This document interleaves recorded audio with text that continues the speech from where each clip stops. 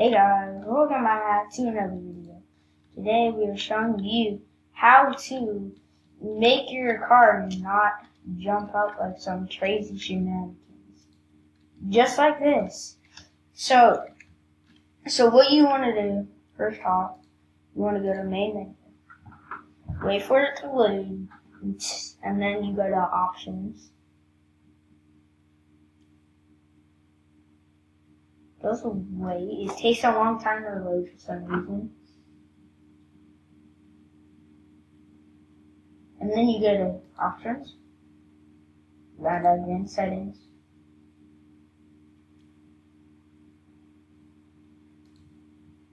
and then for whatever reason, this is on high, which that unstable thing I even told you.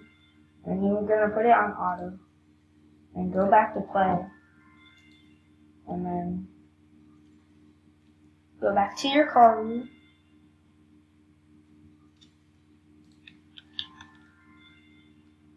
Go back to your car, get inside of it, and then you will see that it's actually not glitched.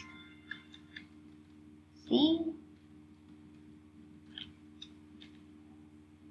It's perfectly fine.